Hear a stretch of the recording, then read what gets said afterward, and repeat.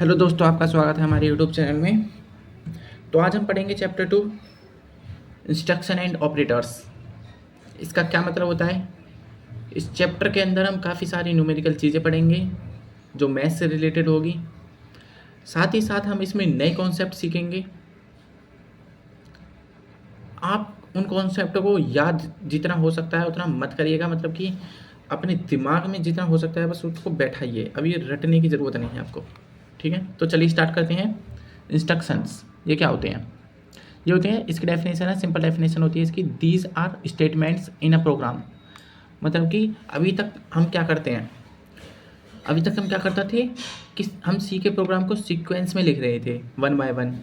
जैसे कि हम आपको बता रहे हैं, पहले हमने लिखा हैश टैग इंक्लूड्स stdio.h, फिर लिखा इंट मेन, फिर लिखा प्रिंट एफ, फिर रिटर्न 0, फिर ये बंद कर दिया। यहाँ पर ऐसे लिख रहे थे, ठीक है ना? तो इसके भी 3 टाइप्स होते हैं। एक तो होता है टाइप डिक्लेरेशन, और एक होता है अर्थमेटिक इंस्ट्रक्शंस, और एक होता है कंट्रोल इंस्ट्रक्शंस। तो चलिए सबसे पहले हम पढ़ते हैं टाइप डिक्लेरेशन इंस्ट्रक्शंस। तो किसी भी वेरिएबल को डिक्लेयर करना उसके टाइप के साथ, ठीक है ना? तो मतलब कि किसी भी वेरिएबल को डिक्लेयर करना उसके टाइप के साथ, जैसे अर्थमेटिक इंस्ट्रक्शंस, कंट्रोल इंस्ट्रक्शंस।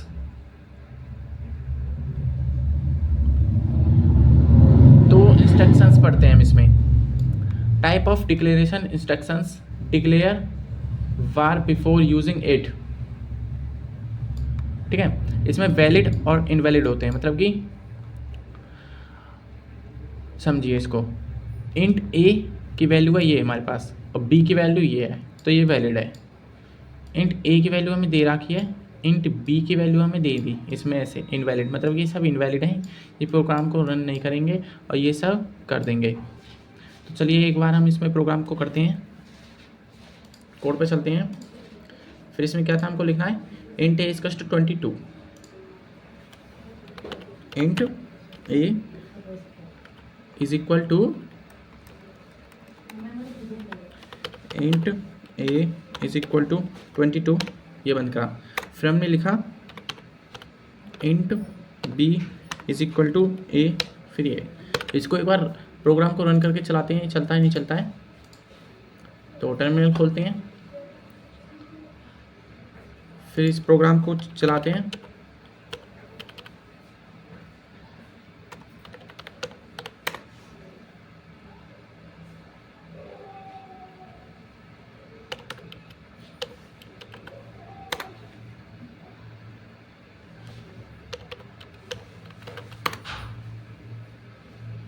ये देखिए यहाँ पर कोई एरर नहीं आया है हमारे पास, तो मतलब ये प्रोग्राम सही है। अगर मैं इसको इस तरीके से लिख दूँ, इंट ए इक्वल्स टू 22 और इंट बी इक्वल्स टू ए, यहाँ तक तो ये सही है। तो इंट सी इक्वल्स टू क्या है, वेरिएबल्स बी प्लस सी, क्योंकि बी की वैल्यू हमारे पास है पहले से ही, ये रही, उसमें हमें 1 और ऐड कर देना है, तो उसमें कोई प्रॉब्लम नहीं होगी। तो फिर हम सी की वैल्यू है बी प्लस 2 भी कर देंगे उसमें ऐड, कोई दिक्कत नहीं है। ये यहाँ तक तो कोड आपका सही है, पर इसमें जब आगे करोगे ना यहाँ पे गड़बड़ आ जाएगी। मैं आपको बताता हूँ आगे चल के, कोई दिक्कत नहीं है। और भी बता देता हूँ, चलो मैं। फिर हमें int C is equal to, फिर एक और लिख लेते हैं, int C is equal to B plus 2 कर देते हैं। चलिए ये भी, इसमें कोई एरर नहीं आया तो ये भी वैलिड है, ठीक है ना? अब इंट डी की वैल्यू करते हैं, int D is equal to 2, एक कॉमा देके उसमें रख देते हैं ई और इसको बंद कर देते हैं। ये भी हमारा वैलिड हो जाएगा। हमने डी की वैल्यू तो 2 रख दी, पर ई की वैल्यू हमने भी डिफाइन नहीं करी है, ठीक है ना? जैसे हम इसमें देख रहे हैं। और फिर हम इसमें तीनों की वैल्यू को एक साथ पुट कर सकते हैं, इसमें कोई प्रॉब्लम नहीं है। देखिए int A comma B comma C is equal to 2, ये बंद कर दिया। हाँ से हमने ए बी सी की वैल्यू 2 को 2 रख दिया, इसमें कोई दिक्कत नहीं है, ठीक है ना? इसमें हमने ऐसे हम रख सकते हैं, पर ये होगा गलत, क्योंकि ये हो जाएगा इनवैलिड। ये देख सकते हैं आप, क्योंकि ये जो 2 है ये सी को तो वो कर रहा है रिप्रेजेंट, पर सी जो है ये बी को कर रहा है रिप्रेजेंट, तो बी जो है ये सी को नहीं करेगी रिप्रेजेंट। ठीक है ना, आप समझ रहे हो ना बात को। तो हम इसको वैलिड लिखने के लिए हम इसमें कर सकते हैं a is equal to b is equal to c is equal to 2, ये आपका वैलिड हो जाएगा। ठीक है ना, जैसे आप यहाँ पर देख सकते हैं ये वैलिड हो जाएगा। इसके लिए मैं आपको एक और एग्जांपल दे के बता देता हूँ। तो इससे अलग बिल्कुल वो होगा int old age is equal to 35। ठीक है ना, तो फिर हमें लिखना है int new age is equal to old age plus old age plus, फिर क्या प्लस करनी है मुझे इसमें प्लस करना है ईयर्स। यहाँ पे ये देखिए प्रोग्राम काम तो कर रहा है, पर ये रेड लाइन आ गया क्योंकि यहाँ पे हमने ईयर्स अभी डिफाइन नहीं करा है। अगर हम यहाँ पे डिफाइन भी कर देते हैं, चलिए हम डिफाइन कर देते हैं int years is equal to 2 साल बाद, मतलब कि हमने ये डिफाइन भी कर दिया। चलिए, तो जब भी एरर आ रहा है, क्यों आ रहा है, ये हमने इस लाइन के बाद सीक्वेंस में नहीं रखा है।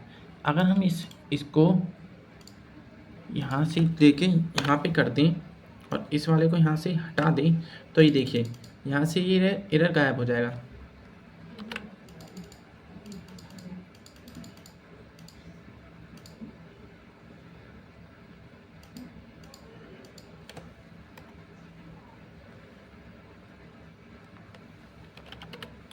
ये देखिए यहाँ से ये एरर गायब हो चुका है, देख सकते हैं आप। मैं इसको थोड़ा सा सीक्वेंस में रख देता हूँ। ये देखिए, अगर मैंने इसको, ये हो गया वैलिड, जब था ये इनवैलिड। ठीक है ना, और एक और को मैं आपको समझा देता हूँ, एक और एग्जांपल लेके यहाँ पे इंट x, y, z लिखते हैं हम, और फिर हम इसको ऐसे कर देते हैं। फिर हम इसको x is equal to Y is equal to Z is equal to 1, ये हमारा वैलिड।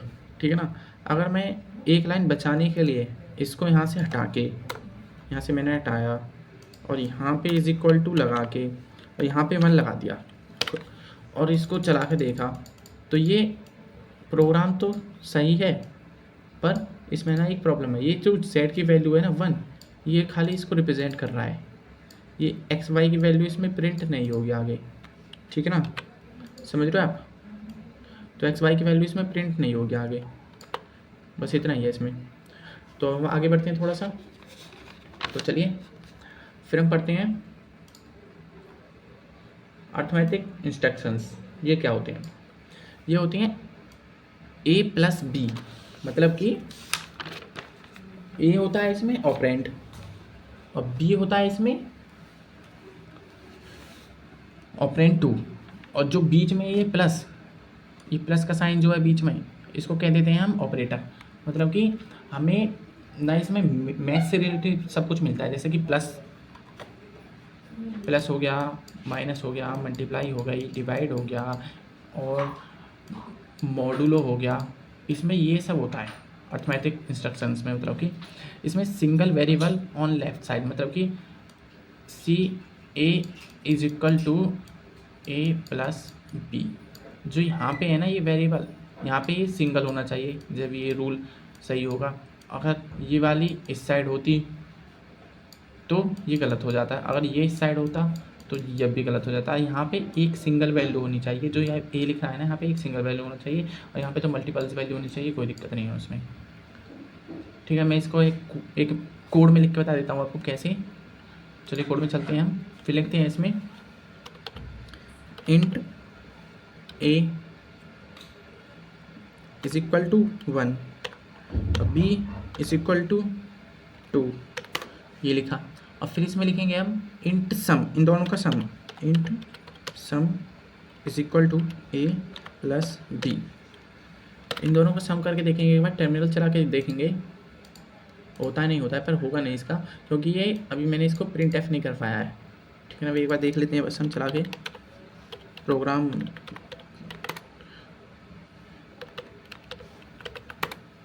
ये देखिए अभी तक हमने इसमें प्रिंट एफ नहीं लगाया है, क्योंकि ये हमारे पास प्रिंट नहीं होगा, पर ये वैलिड है।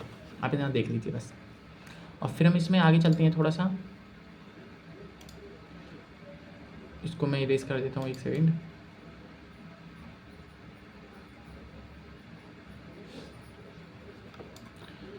तो आपको समझ में आया थोड़ा बहुत। ये जो प्लस माइनस है ये ऑपरेटर है, और जो ये A B C D E F G H I जो भी हैं ये सब ऑपरेंट हैं। ये single left to right to left जाता है, ठीक है ना। अब इसमें वैलिड और इनवैलिड भी आते हैं थोड़े से।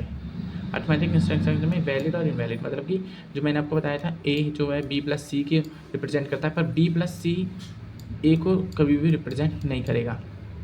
और ए सिंगल है और यहाँ पे मल्टीप्लाई हो रही है बी इंटू सी की, तो ये वैलिड है। पर ए सिंगल है यहाँ पर, बी इंटू सी की मल्टीप्लाई ऐसे हो रही है, सादा सिंपल मल्टीप्लाई, कोई भी उसमें वो नहीं है ऑपरेंट, तो ये गलत हो जाएगा।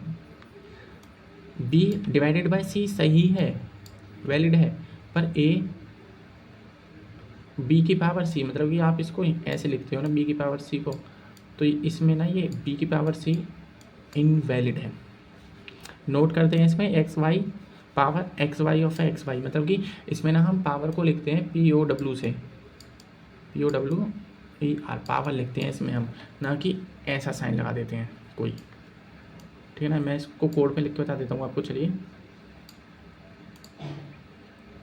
तो चलिए हम इसमें कोड में लिख के बताते हैं। उसके लिए हमें सबसे पहले ये लगाना पड़ेगा hashtag include math dot H, ये लगाना होगा, क्योंकि इसमें हम मैथ से रिलेटेड क्वेश्चन करेंगे, तो इसमें हमें ये लगाना पड़ेगा। तो इसमें लिखते हैं हम int power is equal to power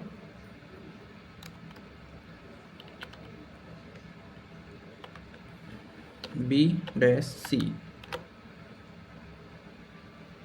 ठीक है ना, फिर हमने इसमें ये करा,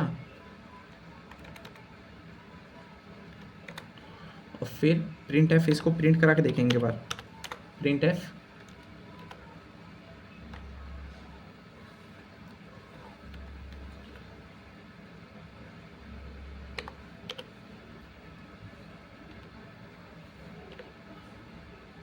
और यहाँ पे पावर, ये फॉर्मूला है, आप इसको भी याद मत करिए, याद हो जाएगा अपने आप आपको। इसमें कुछ प्रॉब्लम है, अभी एक सेकंड रुकिए।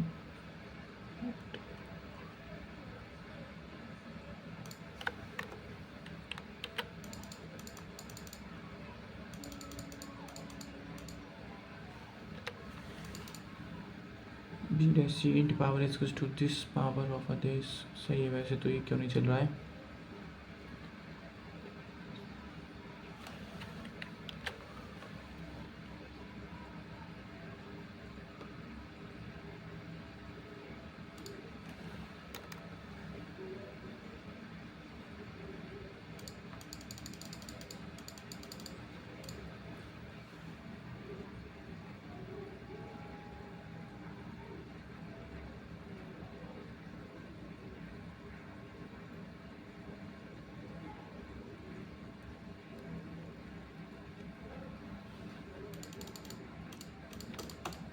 ये देखिए इसमें ये इनवैलिड आ चुका है, क्योंकि हम इसमें पावर को नहीं लिख सकते हैं। ठीक है ना, तो अब हम चलते हैं थोड़ा सा आगे। इसमें पढ़ते हैं हम मॉडुलर ऑपरेटर परसेंटेज जो होता है, इसको हम मॉडुलर कहते हैं। तो इसमें returns remain a fall int, मतलब कि इसमें हमें रिटर्न्स इंट कर देता है, जैसे कि 3 मॉडुलो 1 क्या होगा, क्या आंसर आएगा, 3 मॉडुलो 2 आंसर आएगा 1। इसमें हम एक बार कोड में लिख कर बता देते हैं आपको इसको।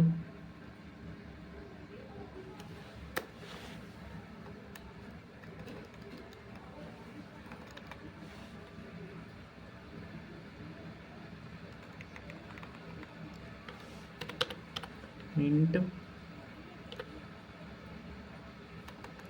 इसमें डायरेक्ट कर देते हैं हम, कोई दिक्कत नहीं है। प्रिंट एफ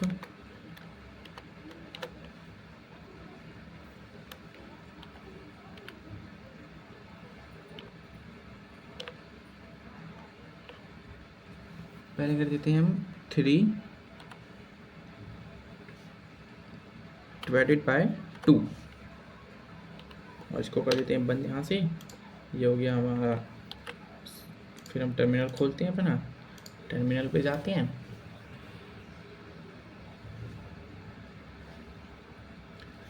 टर्मिनल पे जाके फिर लिखते हैं, इसमें लिख देते हैं gcc hello.c। अब तक तो आपको याद हो गया होगा gcc hello.c क्यों लिखते हैं हम, क्योंकि हम कंपाइलर को समझा सकें क्या कर रहे हैं। देखिए ये 1 आ चुका है यहाँ पर प्रिंट होकर, तो और हमने जो आंसर में लिखा था वो भी हमारा 1 था, ठीक है ना। अगर हम माइनस में वैल्यू लेते हैं तो माइनस में आती है। अगर हम यहाँ लेने -3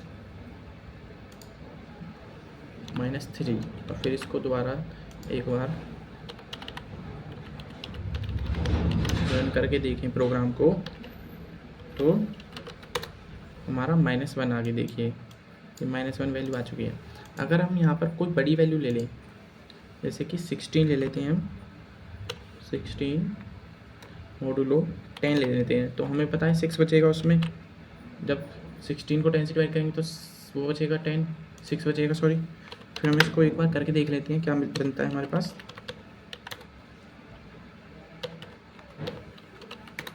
ये देखिए 6 बचा है मेरे पास यहाँ पर।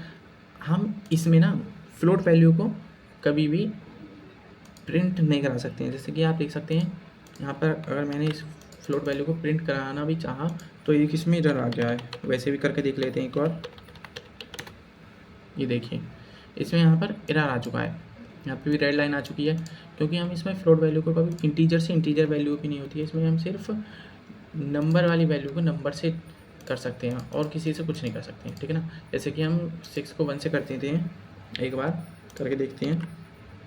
कंट्रोल एस दबाना ज़रूरी है क्योंकि वो सेव कर लेता है कंपाइलर उसको।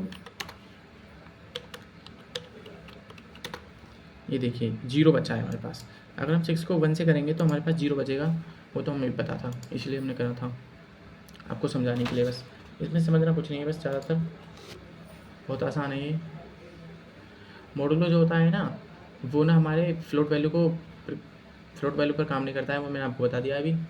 फिर हम पढ़ते हैं इसमें अर्थमेटिक इंस्ट्रक्शंस, मतलब कि क्या होते हैं। ये होते हैं कि जो इंट को हम ऑपरेशन इंट से करते हैं तो इंट आ जाता है।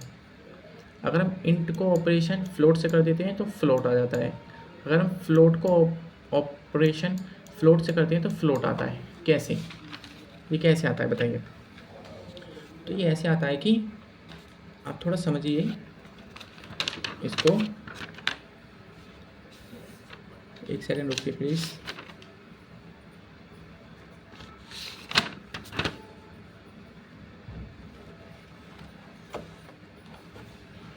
अगर हम यहाँ पे लिखें 2 और यहाँ पे लिखें 2, इन दोनों की मल्टीप्लाई करें तो यहाँ पे आ जाएगा 4, ठीक है ना।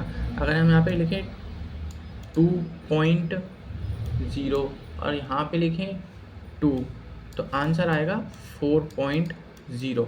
ये क्यों आया, ये इसलिए आया क्योंकि फ्लोट जो होती है उसकी बिट की क्या होती है, फ्लोट की बिट होती है 4 बिट। फ्लोट कितने बिट का होता है, 4। याद रखने की चीज़ है, ठीक है ना। तो एक साइड होकर मैं इसको दूसरे कलर से लिख देता हूँ, थोड़ा समझ में नहीं आ रहा है, आपकी राइटिंग थोड़ी सी मेरी खराब है। जो ये फ्लोट होती है वो होती है आपकी 4 बिट की, और जो ये इंट होता है ये होता है आपका 2 बिट का। जब हम 2 और 2 को करेंगे तो वो तो कंपाइलर तो किसी में भी रख सकता है। अगर हम 2 बिट का किसी 4 बिट से करेंगे तो 4 बिट ज़्यादा है इससे, मतलब कि ये 4 फ्लोट ज़्यादा है इससे, तो वो बड़ी वैल्यू देगा।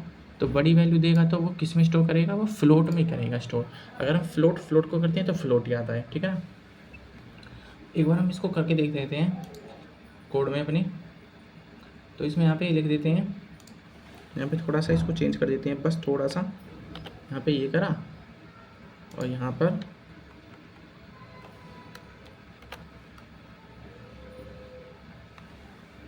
यहाँ पे लिख दिया हमने 2 × 2। एक बार सिंपल वाला करके देखते हैं। 2 × 2, कंट्रोल एस दबाया और फिर हम टर्मिनल पे गए, न्यू टर्मिनल खोला हमने, फिर हम इसको GCC hello.c, फिर इसमें ./a.exe लिखते हैं, फिर देखिए 4 आ चुका है, ठीक है ना। अगर मैं यहाँ पे 2.0 लिख देता हूँ, 2.0, तो ये हम इसको एक बार दोबारा चला के देखते हैं।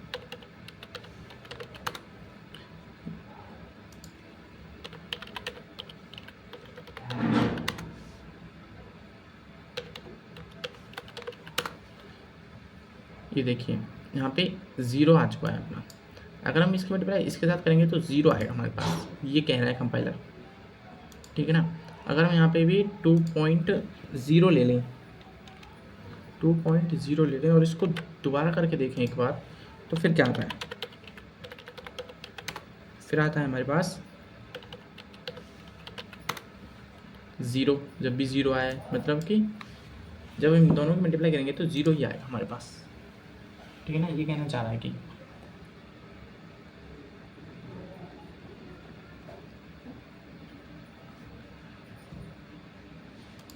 अगर मैं इसमें कोई बड़ी वैल्यू ले लूँ, कोई छोटी वैल्यू, यहाँ पे लिख लेते हैं 8 और यहाँ पे लिख लेते हैं, मैंने आपको बताया था कि फ्लोट वैल्यू को काम नहीं करता है कभी भी, और यहाँ पे लिख लेते हैं 20, यहाँ पे 8 रहने देते हैं, यहाँ पे रख देते हैं 18। एक बार जब इसको कंपाइलर करके देखते हैं एक बार, ठीक है ना। तो फिर हम इसको चलाते हैं GCC hello.c, फिर इसमें \a.exe, ये देखिए 144 आपका आंसर आ चुका है यहाँ पर। जब इन दोनों को मल्टीप्लाई करोगे तो आप 144 आएगा, और इसने वो वैल्यू वाली हमारी प्रिंट कर दी है, ठीक है। चलो आगे हम पढ़ते हैं। अरिथमेटिक इंस्ट्रक्शंस, मतलब कि इसमें सबसे पहले प्रायोरिटी आती है मल्टीप्लाई की, मल्टीप्लाई, फिर आती है डिवाइड, फिर आता है स्लैश, फिर आता है मॉडुलो, डिवाइड की फिर मॉडुलो की आती है, ठीक है ना। तो सबसे पहले प्रायोरिटी किसकी आती है इसमें, सबसे पहले हम अगर कोई इसमें ये वैल्यू है हमारे पास, तो इसमें हम करेंगे सबसे पहले मल्टीप्लाई इन दोनों की। तो क्या है इसमें मल्टीप्लाई इसमें 90 और फिर इसको +4 करेंगे, इसमें +4, तो क्या आ जाएगा 94, ठीक है ना। 94 आपका आंसर आ जाएगा। फिर इसमें एक बार हम इसमें कोड में लिख के देख लेते हैं इसको, कोई दिक्कत नहीं है। चलिए कोड में चलते हैं, यहाँ पे लिख देते हैं int a is equal to 4 plus क्या था क्वेश्चन, 4 + 9 × 10, ठीक है ना। और यहाँ पे लिख देते हैं a, यहाँ पे लिख दिया a और कंट्रोल एस दबाया, फिर हमने न्यू टर्मिनल पे गए, फिर न्यू टर्मिनल पे गए, फिर हमने न्यू टर्मिनल खोला है जैसे कि हमने, फिर हमने लिखा है यहाँ पे GCC hello.c, फिर हम लिखेंगे इसमें ./a.exe, फिर हम इसमें 94 आ चुका है। देखिए अगर मैं इसको चेंज भी कर देता हूँ थोड़ा सा, यहाँ पे मैं लिख देता हूँ -56। जब इसको एक बार करके देखता हूँ तो इसमें क्या आएगा, इसमें आएगा, इसमें आ जाएगा आपका 34। पहले इन दोनों की मल्टीप्लाई करी, फिर इसने इसको माइनस कर दिया, ठीक है ना। आप उल्टा मत कर देना, पहले इसको प्लस कर दिया फिर उसकी मल्टीप्लाई कर दी। 94 कितने होते हैं 13 × 10 130 आ जाता, तो आपका क्वेश्चन गलत हो जाता, ठीक है ना। फिर उसके बाद आता है प्लस माइनस, फिर उसके बाद प्लस माइनस आ जाता है, फिर सबसे लास्ट में आ जाता है =। आपको इसी सीक्वेंस में पूरा वो चलना है, ठीक है। तो चलिए आगे बढ़ते हैं हम इससे। फिर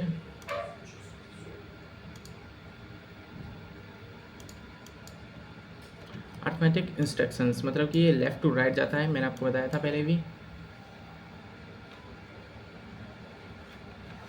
ये लेफ़्ट टू राइट जाता है एसोसिएटेड फॉर सेम प्रेसिडेंस, मतलब कि लेफ़्ट टू राइट ऐसे जाता है, ये चलता है हमेशा। यहाँ पे एक वैल्यू रहती है, वो मैंने आपको पीछे बता दिया है। यहाँ पे 2 वैल्यू रहती हैं, a + b, वही वाला कॉन्सेप्ट है ये, मतलब कि आप इसको करके देख लेंगे तो कोई दिक्कत नहीं है। इसमें 4 3 जा, पहले हम इसकी मल्टीप्लाई करेंगे, फिर इस पूरे को करेंगे, फिर इसकी मल्टीप्लाई इसमें कर देंगे।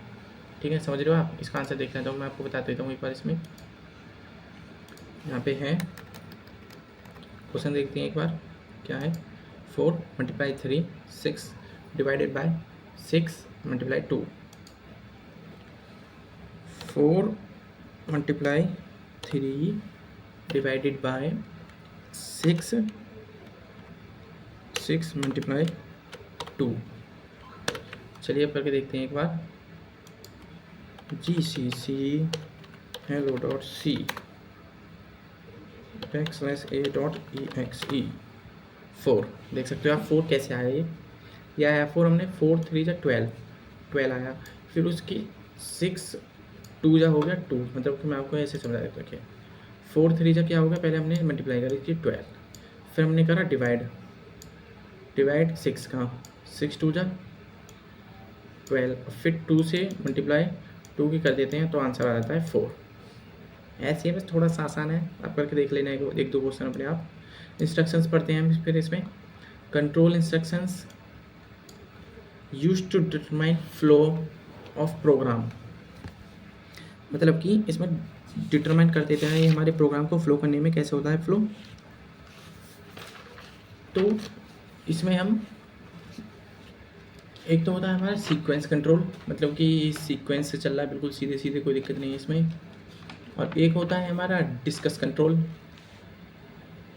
डिस्कस कंट्रोल मतलब कि इफ़ एल्स, जिसमें इफ़ एल्स आते हैं। इस पर एक वीडियो आएगी, बहुत बड़ा कॉन्सेप्ट है ये इफ़ एल्स, ठीक है ना। और एक होता है लूप कंट्रोल, जिसमें हम लूप को कंट्रोल करते हैं। फॉर वाइल वो वाले कॉन्सेप्ट आएंगे इसमें। जो मैंने आपके 32 कीवर्ड्स बताए थे वो सारे कीवर्ड्स इसमें ही यूज़ हो जाएंगे। इन चारों में सबसे ज़्यादा था important do while if else, मैंने आपको बताया था, ये आपको अंडरलाइन भी करवाया था मैंने उस टाइम। और सबसे केस कंट्रोल, मतलब कि आज बारिश होगी, छाता लेके जाएंगे नहीं जाएंगे, हम इसमें डिस्कस कंट्रोल में आ जाता है। और केस कंट्रोल मतलब कि केस, इसमें हम कंट्रोल कैसे करते हैं केसों को, ये बताएंगे हम आगे आपको। ऑपरेटर्स मतलब कि इसमें अर्थमेटिक ऑपरेटर्स, ये हमने पढ़ चुके हैं आगे इसमें पीछे हम। और रिलेशनल ऑपरेटर्स, ये क्या होता है। और लॉजिकल ऑपरेटर्स में हम लॉजिकल बातें करेंगे थोड़ी सी। और बिट वाइज ऑपरेटर मतलब कि मशीन के अंदर हम ना अपनी लैंग्वेज नहीं रखते, मशीन सिर्फ 0 और 1 की लैंग्वेज समझता है, वो है ये bit wise operators. Assignment operators, जिसमें हम असाइनमेंट्स करते हैं। और टर्नरी ऑपरेटर्स मतलब कि कंडीशनल ऑपरेटर्स, मतलब कि इसमें कंडीशन होती है बहुत ज़्यादा। सबसे अभी हम पढ़ेंगे रिलेशनल ऑपरेटर्स, फिर लॉजिकल ऑपरेटर्स, और फिर हम पढ़ेंगे इसमें असाइनमेंट ऑपरेटर्स, और एक और हमारा ऑपरेटर प्रोसेसर प्रेसिडेंस। इसके ये तीनों टाइप पढ़ेंगे हम अभी, ये क्योंकि अभी छोटे हैं, और ये तीनों टाइप आपके लिए नेक्स्ट वीडियो में आएंगे। तो पढ़ते हैं हम ऑपरेटर्स। पहले सबसे पहले ये क्या होता है, रिलेटिव ऑपरेटर्स मतलब कि इज इक्वल टू, इसका मतलब है उसकी वैल्यू है क्या, ए की वैल्यू ए इक्वल टू 1 दे दिया तो ये है, और ए इज इक्वल टू डबल बार लगा दिया हमने, इज इक्वल टू 2 बार लगा दिया, तो इसका मतलब है ये वैल्यू है क्या उसकी, सच में वो कहना चाह रहा है इसमें, ठीक है ना। एक बार हम इसमें कोड में लिख के देख लेते हैं इसको, कोई दिक्कत नहीं है। तो इसमें कोड में लिखते हैं हम इसमें, तो इसमें लिख सकते हैं हम इसमें, यहाँ पे लिख लेता हूँ मैं इसको, पहले यहाँ से हटा लेते हैं इसको, कर लेते हैं गायब, कर दी गायब। और फिर इसमें लिख देते हैं 4, हमारे पास ए की वैल्यू नहीं है, 4 इज इक्वल टू 4, ये लिख दिया। फिर हमने इसको सेव करा, फिर मैंने इसमें इसको एक बार चला के देखा प्रोग्राम चल रहा है नहीं चल रहा है। ये देखिए, अगर इसमें आ जाए 1 तो ट्रू, अगर आ जाए 0, अगर 1 आता है तो ट्रू होता है इसमें, अगर आता है 0 तो होता है फॉल्स, ठीक है ना। अगर हम यहाँ पे रख देते हैं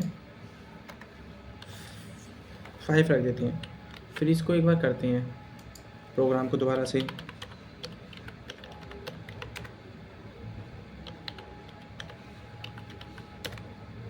तो ये देखिए ये आपका फॉल्स है। सी में ट्रू फॉल्स नहीं होती हैं, जिसमें 1 0 होती है। 1 का मतलब होता है ट्रू और 0 का मतलब होता है फॉल्स।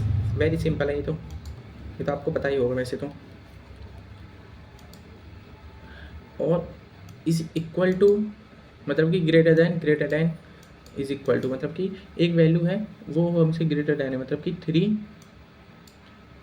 पहले मैं इसको इरेज कर देता हूँ।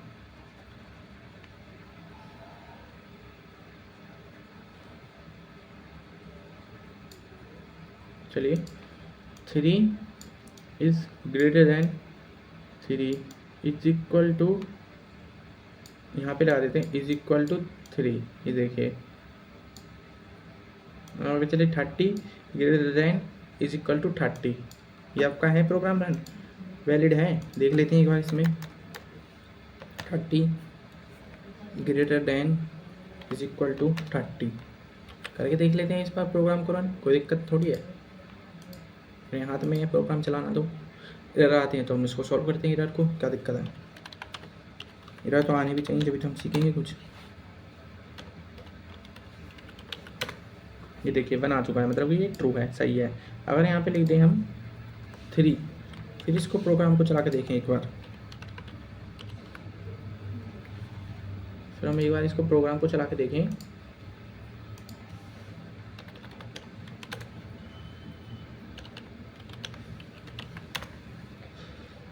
तो 1 आ चुका है, मतलब कि ये 1 है। यहाँ पे 3 से डिवाइड हो जाएगा। मगर अगर मैं यहाँ पर सॉरी ये मैंने 3 यहाँ पर वो नहीं दिया था आपको। कंट्रोल एस दबा के जब कर देते हैं ना, जब नहीं आएगा ये। कंट्रोल एस दबाना मैं भूल गया था उसमें, तो इसमें अब मैं कर लेता हूँ बैक्स.a.exe। यहाँ पे आ चुका है 1, ये हो चुका है हमारा वैलिड, मतलब कि ट्रू। और यहाँ पे लिख देता हूँ मैं 5, तो 3 के टेबल में 3 तो आता है, तो वो तो वैलिड होगा ही। तो मैंने लिख दिया 5, तो फिर हमने करा, फिर मैंने करा, तो जब भी आ गया 1। इसमें कुछ प्रॉब्लम है, 1 मिनट रुकिए। कैसे आ रहा है 1 बार बार? अच्छा इसलिए आ रहा है क्योंकि मैं आपको बताना भूल गया एक चीज़। 5 3 से बड़ा है, 5 जो है यहाँ पर 3 से बड़ा है। अगर मैं लेता हूँ 2, फिर करके देखता हूँ इस वैल्यू को, फिर देख लेना ये फॉल्स ज़रूर आएगा इसमें।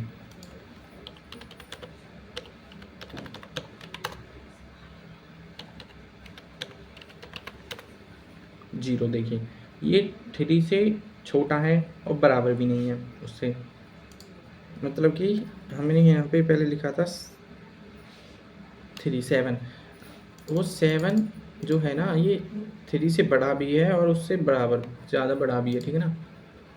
फिर लेस देन इक्वल टू, मतलब कि वो छोटा भी होना चाहिए और उससे भी छोटा होना चाहिए। ऐसे जैसे 3 का बताया था, 3 less than is equal to 0, वो उल्टा हो जाएगा, उसमें क्या दिक्कत है। हाइफ is equal to 0, not equal to 0, इसमें थोड़ा उल्टा होता है। इसमें ना जो ये इज इक्वल टू में तो 1 को ट्रू कहते हैं और 0 को फॉल्स कहते हैं। इसमें होता है 1 को फॉल्स और 0 को ट्रू, ठीक है ना। समझ रहे हो आप? आ रही थोड़ा बहुत समझ में भी नहीं आ रहा? देखिए मैं आपको बता देता हूँ एक बार लिख के। इसमें लिख देते हैं हम 4 नॉट इक्वल टू, कहाँ पर है ये रहा, नॉट इक्वल टू और इज इक्वल टू 4। मैं यहाँ पे स्पेस भी नहीं दे सकता हूँ, ये जब एरर आ जाएगा। इसमें स्पेस भी नहीं देना और साथ के साथ लगाना है सब चीज़, ठीक है ना। कंट्रोल एस दबाना है स्क्रीन पर, फिर हमें टर्मिनल पे जाना है। टर्मिनल पे लिखना है gcc hello.c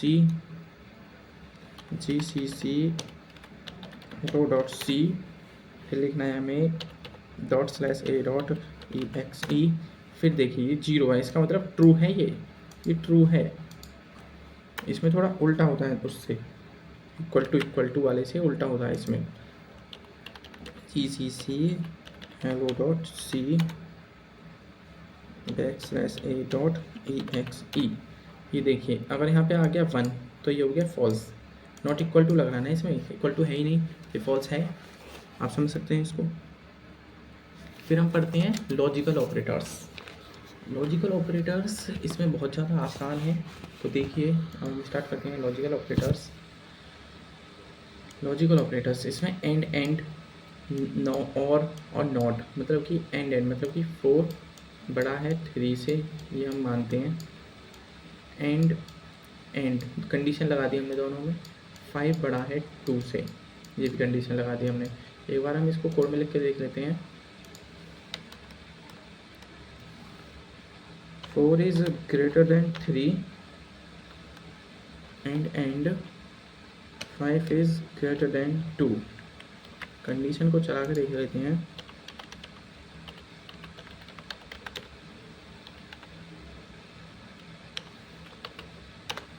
ये देखिए 1 आ चुका है, मतलब कि ट्रू है ये। अगर मैं यहाँ पे लिख दूँ 2, फिर देखते हैं कंडीशन क्या होती है।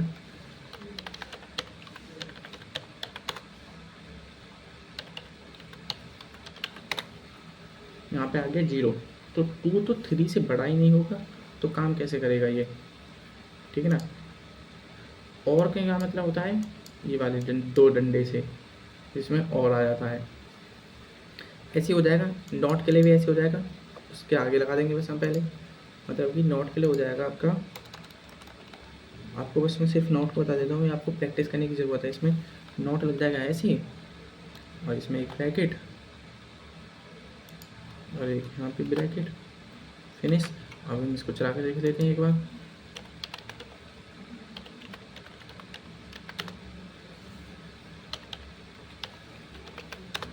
ये देखिए 0 आ चुका है, प्रिंट नहीं हुआ होगा क्योंकि नॉट लग चुका है इसमें, ठीक है ना।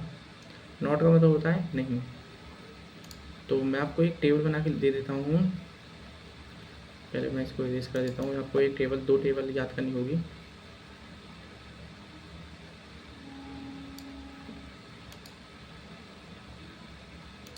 ये देखिए,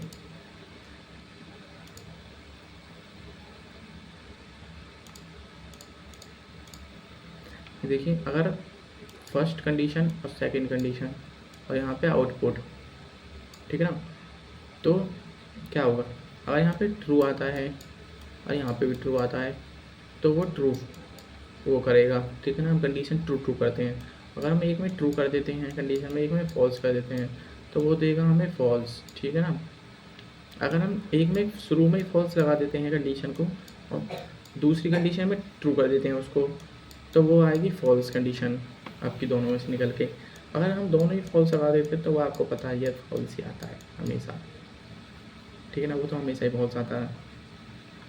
तो हम, ये तो हो गया हमारा नॉर के लिए, ये तो हो गया हमारा नॉट के लिए, सॉरी, ये तो हो गया हमारा नॉट के लिए। अब फिर हम पढ़ते हैं और के लिए। और के लिए क्या होगा, और के लिए भी ऐसे ही होगा, बिल्कुल सेम टू सेम। देखिए आप एक मिनट, तो और के लिए होगा कंडीशन फर्स्ट सेकंड और आउटपुट। अगर ट्रू है तो ट्रू आएगा, अगर ट्रू फॉल्स है तो ट्रू आएगा। अगर फॉल्स ट्रू कंडीशन लगा रहे हैं तो हमारे पास फॉल्स ही आएगा, फॉल्स फॉल्स है तो फॉल्स ही आएगा। ये बस आपको याद करने की चीज़ है, छोटी सी है बहुत। ऑपरेटर्स करते हैं। फिर पहले नंबर पे आते हैं हमारे नॉट, फिर दूसरे नंबर पे आते हैं हमारे ये वाले वैल्यूज़ जो मैंने आपको बताए थे पीछे। फिर 4th नंबर पे आते हैं आपके ये वाले वैल्यूज़, और 6th नंबर पे आते हैं हमारे ये वाले जो भी मैंने पढ़ाए हैं आपको, इसको कहते हैं ऑपरेटर्स। ऑपरेटर्स आते हैं सबसे नीचे, ठीक है ना, इस सीक्वेंस में चलना है आपको। फिर ऑपरेटर्स पढ़ते हैं, असाइनमेंट ऑपरेटर्स होते हैं is equal to, plus is equal to, minus is equal to, multiply is equal to, slash is equal to, और मॉडुलो इज इक्वल टू। इस प्रकार कुछ नहीं है, इसमें आप कोड लिख सकते हो।